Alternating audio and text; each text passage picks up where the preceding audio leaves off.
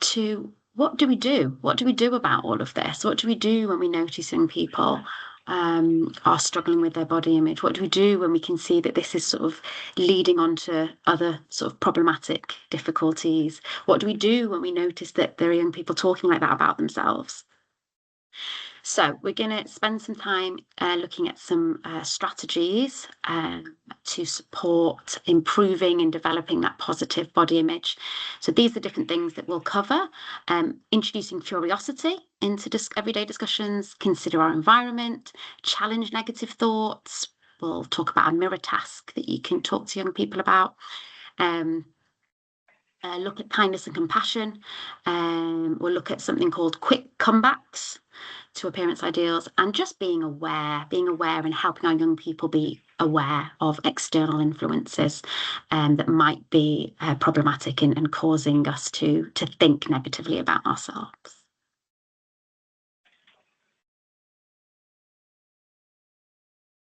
So that first one then, sort of classroom, we've called it classroom discussions, as a lot of you on here today might be teachers, but you might not be teachers, so it doesn't have to be classroom discussions, just sort of discussions that you might have with young people.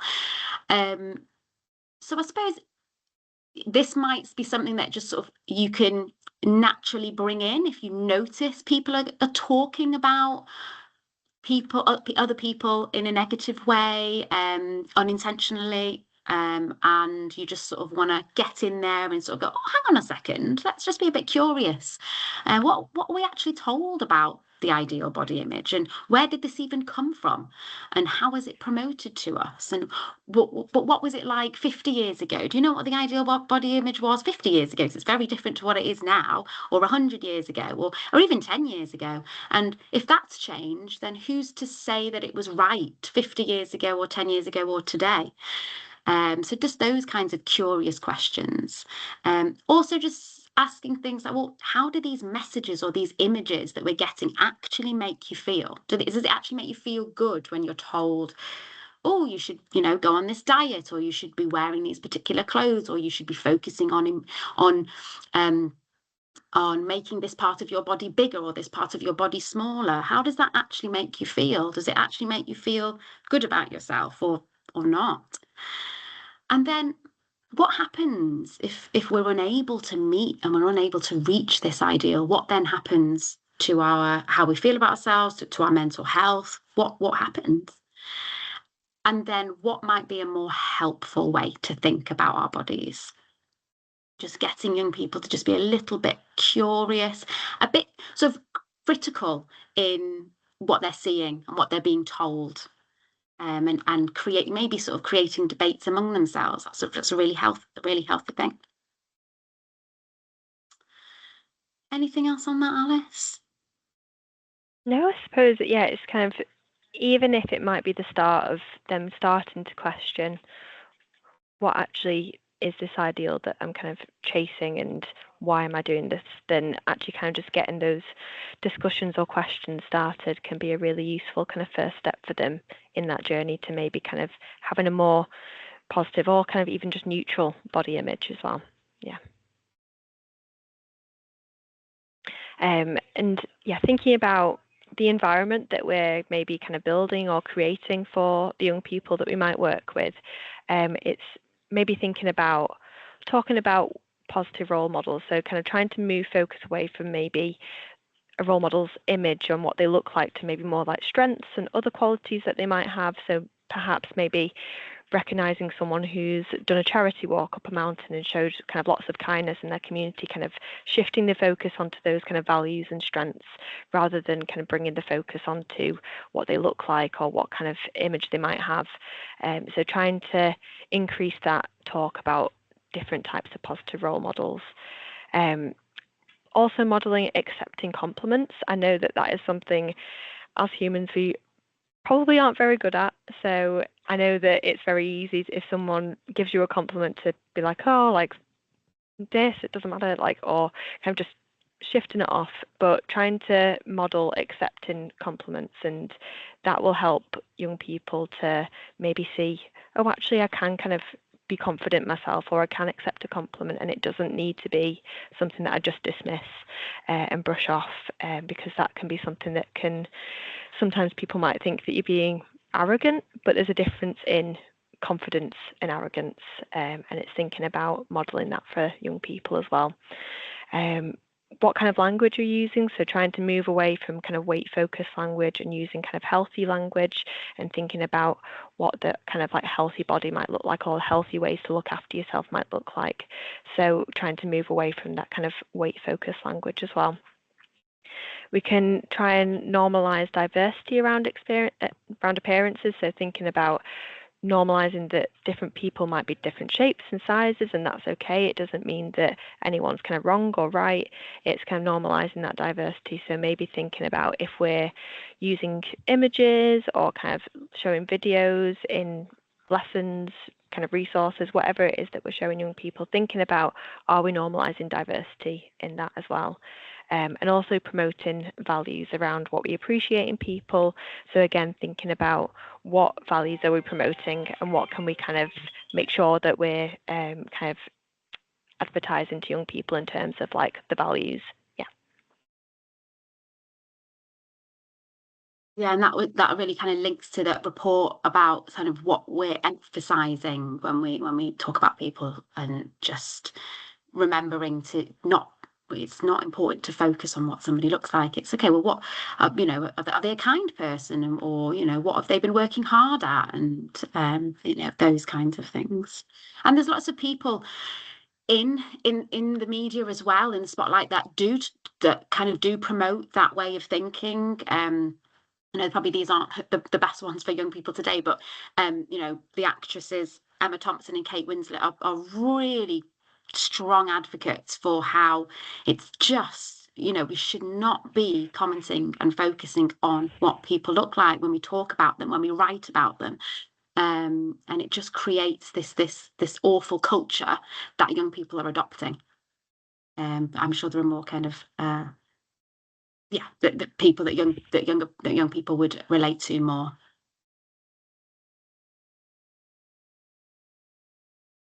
Yeah, so this is a strategy for, like we saw in that video, trying to challenge some of that negative self-talk through maybe changing the way we interact with ourselves in the mirror.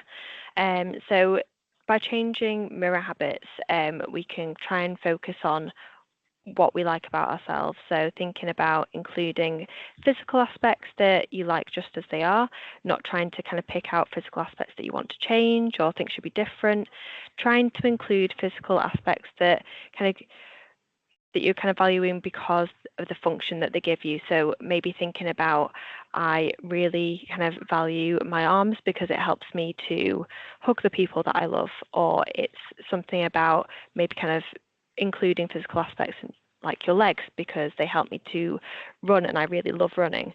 So thinking about what kind of function those physical aspects give you as well. And also using this exercise to include personality, character, abilities, that kind of other focus as well. So this is something that we can encourage young people to do to try and challenge some of that negative self-talk.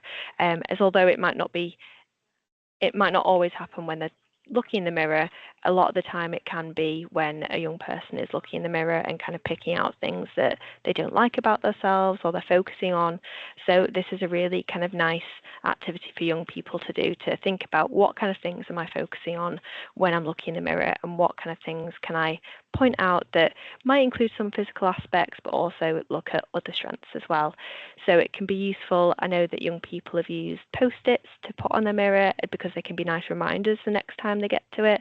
Or I know other young people, when their parents have let them, they've kind of used pens to write on their mirrors as well, that the kind of like whiteboard pens that they can rub off. But I wouldn't maybe advertise that to all young people in case their families aren't too happy about that. And just to point out, this is an activity that, so Alice and myself did some training a while ago, and this was discussed in the training. So we had to do this to go through the training as if we were young people, and it feels very strange at first. We're not encouraged to do this growing up. We're not encouraged to talk about ourselves in that way and sort of to compliment ourselves. We're not encouraged to do that. So it feels very strange at first, but the more you do it, it just normalizes it, and it almost gives it's a little bit of a sense of relief that, oh, I don't actually have to be critical of that part of myself. I don't actually have to do that. So yeah, it is something. It is a really nice activity to promote. Yeah, and normalizing that it might feel a bit weird to do at first because it's not a natural thing for us to do, but if they kind of practice it and keep doing it, then hopefully it becomes more of a habit, and changing those kind of mirror habits from negative self-talk to shifting it to more kind of strength-based. So yeah, kind of normalizing if they do find it a bit challenging or weird to begin with. Yeah.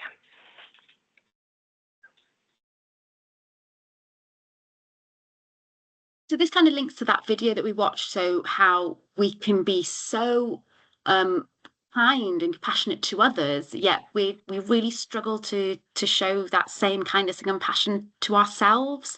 So promoting it by actually doing it. Write it down or say it. So encouraging young people to do that. And you can give them specific questions. So saying, okay, well, if you were your own best friend, what would you say to cheer them up or to make them feel special? So changing it to you. What would you do to cheer yourself up? What would you do to make yourself feel special? What would you do to make yourself feel beautiful, to feel loved, to make you happy, to be there for you? And just giving the kindness and compassion concept a bit of structure just brings it to life a little bit more, because it's really hard to kind of say, just show yourself kindness, show yourself compassion. Well, what does that mean? What does that look like? So putting something down on paper, or it could be something that they type, or it could be something they do as creatively, like, drawing, can just, and it doesn't have to be something that they don't have to share what they've put down. That can be quite personal, but just really encouraging it as an actual activity.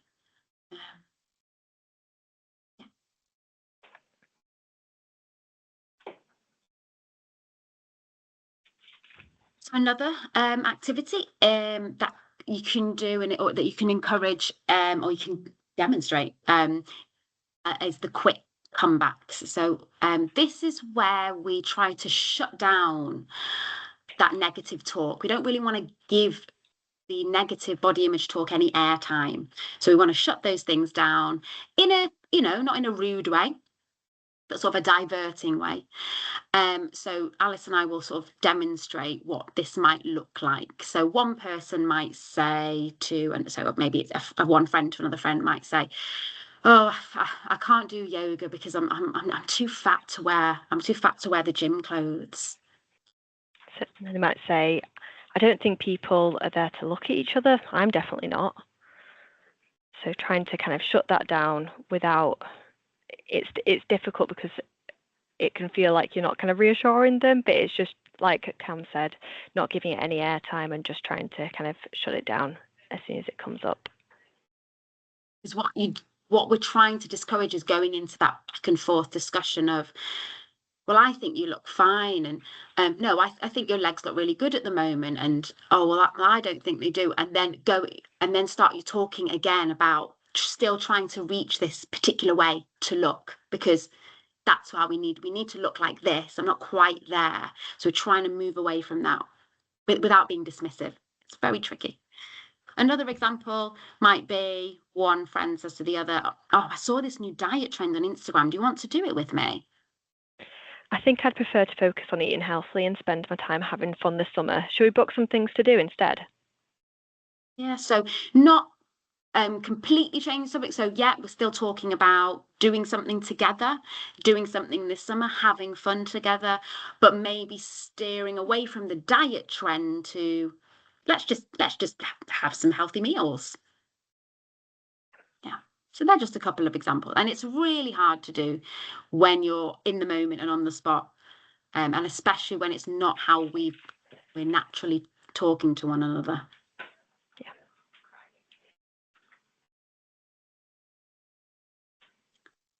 Was there a comment there? Sorry. Comment. Yeah, someone's just said that they think that those quick comebacks are a really good idea because they think that sometimes young people feel like they've got to complain about their bodies to be able to feel like they fit in. So Yeah. it's just not allowing that to sort of gain traction, I guess. Yeah, exactly. Yeah, and it's something that we might hear a lot around us. It might be things that their peers are saying, it might be things that they're hearing at home or kind of out in the community or on social media. So it's really kind of trying to get those kind of quick comebacks in to just try and shut it down as soon as it's coming up. Yeah. That's a really nice way of reflecting on it, and that yes, so a lot of young people do that because they think, oh, that's how we need to be critical of ourselves to fit in. That's we do it. But if it's not being given the airtime, if we're shutting it down, then again, it's a bit of relief of, oh, I don't actually need to do that because people aren't going to engage in that conversation with me, so I don't need to do it. Yeah, really good point. Yeah, and I suppose it's also noticing how social media affects young people. So thinking about what kind of things they might be seeing on social media. It might be those similar messages that they might be seeing, but there might be other things like unrealistic kind of images as well, things that might be kind of highly edited. So it's important to understand that what we see online isn't always real and can affect how we feel about ourselves. Even if it's not something that directly affects us in that moment, it can be something that builds up over time as well. So this is something that we can encourage young people to do in terms of like owning their feed. So thinking about how much time they're actually spending on social media. Is it that they need to reduce the amount of time that they're scrolling or looking through these kind of accounts or things that they're seeing? Blocking, reporting, or muting anyone that might be being unkind on there.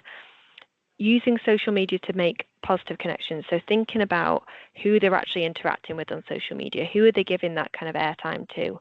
Is it that they need to think about which kind of accounts they're following, what kind of messages or kind of body standards they might be seeing on those accounts? So thinking about filtering what accounts they're accessing as well. And thinking about a lot of what we see on social media and advertising is filtered or changed in some way. So there's different ways that you can kind of try and take back control over your social media feed, or if it's that it's getting too difficult to control what's on your feed, if there's lots of adverts popping up, thinking about how much time you're actually spending on there as well.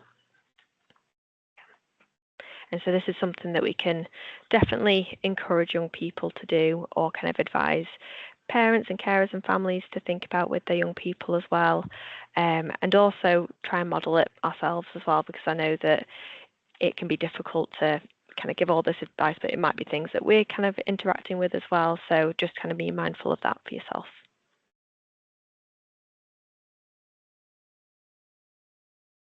So we wanted to just finish with this powerful message from the Dove campaign, and this is thinking about questioning what we actually see on these media platforms. So thinking about what is actually realistic, what is kind of going on behind the scenes.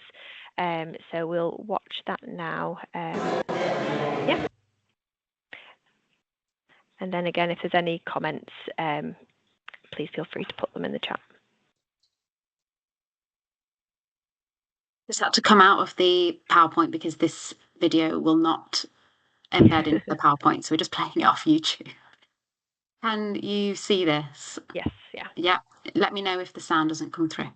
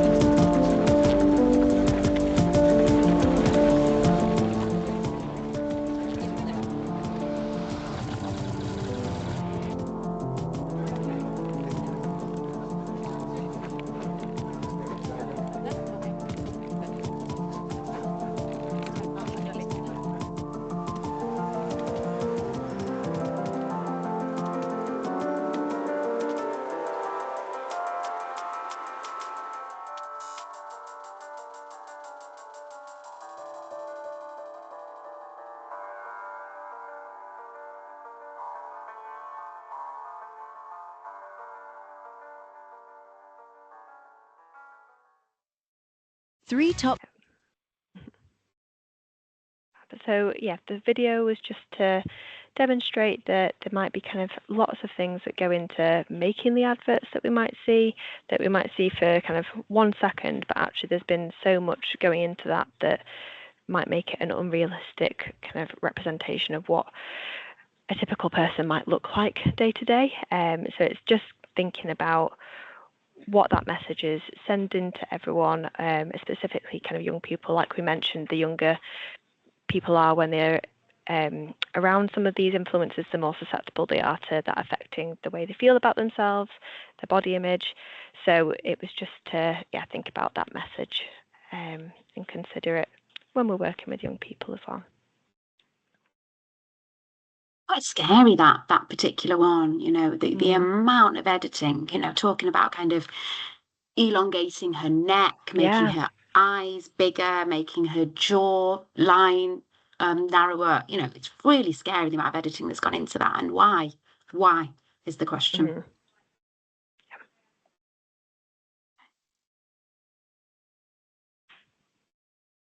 So just before we summarise and just finish up with a couple of little things, just wanted to bring your attention to, this was the training I mentioned before that Alice and I have been on, called the Body Project. It's a new evidence-based group intervention. It's specifically a group intervention. It's developed in the US, in America. It's for young people aged 14 years and upwards. And the group intervention is about promoting body acceptance, body positivity, and reducing the likelihood of developing difficulties with eating. So there's a few of us in the team that have been trained to deliver this group intervention. So just inquire really with, if you are in one of our schools, just inquire with your practitioner if you're interested in setting up a group. So it would mean kind of identifying young people where you think that there might be some body image concerns, and sort of setting that up. There is a girls group, a boys group, and an LGBTQ plus IA group as well, that can be delivered. I think on our feedback form, we've got space for people to inquire if they're interested in setting up a Body Project group. There is space for you to leave some details and we will make contact with you. Yeah. And it's the usual setup, just to give you a little bit of information, the usual setup is it's 4 sessions. So it's not a long piece of work, but it's really impactful, like massively so. Alice and I, when we did this training, we had to go through the training as if we were young people. And wow, the power in those 4 1-hour sessions, it's really big. So it's not a huge commitment from the young people, but just to give you an idea, sort of 1 hour for 4 weeks, and it's a group 14 years and upwards. And I think the group maximum size is 12, I want to say. That rings a bell. Yeah. Put down on the feedback form if it's something you're interested in. So what have we looked at? What have we covered? Just to make sure we have covered everything we said we were going to. So we've looked at what body image is. We've looked at what negative body image might look like, what you might notice in the young people that you're coming into contact with, what are contributing factors to developing sort of difficulties with body image, and then also what difficulties negative body image can lead to. Sort of mental health difficulties. And then we've spent sort of the last 20 minutes or so on the strategies to support developing, promoting positive body image. So this is just some further information about if we are kind of supporting young people and we think that it might be kind of time to seek advice or refer to specialist services. So this is the signs that we might want to look out for if you need to kind of seek a bit more advice or think about referring to kind of some more kind of specialist services in terms of maybe their eating or their kind of daily functioning. So if there is any significant or rapid weight loss or gain, kind of keeping an eye out for any obsessions about exercise or calorie counting, or maybe noticing unhealthy relationships with calories, symptoms of anxiety, low mood, low self-esteem, any kind of feelings of gender discomfort as well, reducing daily functioning. So maybe if they're not able to do the things that they would usually be doing kind of on a day-to-day basis, or if there's an unhealthy attention to their body image as well. So this might be when you might speak to a school nurse, recommending the family make an appointment with the GP, or if you are one of our schools, kind of bringing to consultation with our team where we can offer some advice and either signpost or think about some support.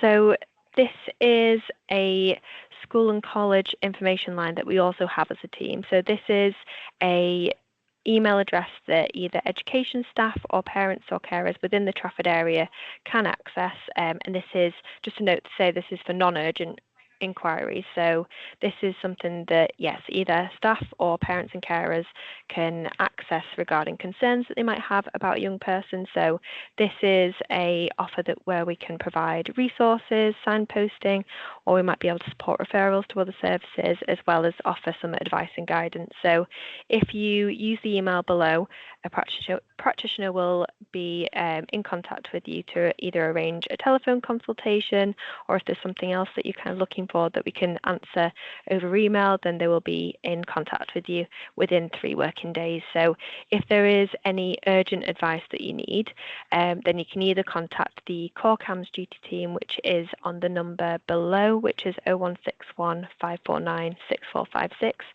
Or if you needed 24/7 crisis support, then you can call 111 and you can ask for option 2 to access the mental health helpline, which is across Greater Manchester. So this is just a bit of a kind of advertisement for some of the additional support we can offer in terms of advice and guidance as well, if there was any kind of specific questions you had about a young person. Then if we just revisit that confidence rating, Jane has put the poll back in the chat. So if you could re-rate your confidence now, having attended this webinar from 1 to 5, and just sort of see if there's been any change for you.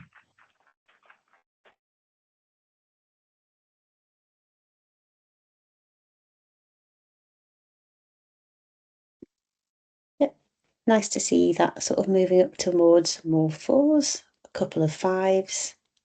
Right. Great to see that.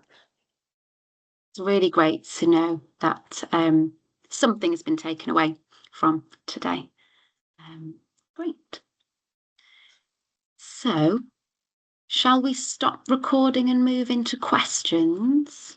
I'm just going to pop a link to the feedback form in first, and then I'll do that. So yeah, because we're still a relatively new service, so we're still eager and keen to collect your feedback so we can improve our webinar offers.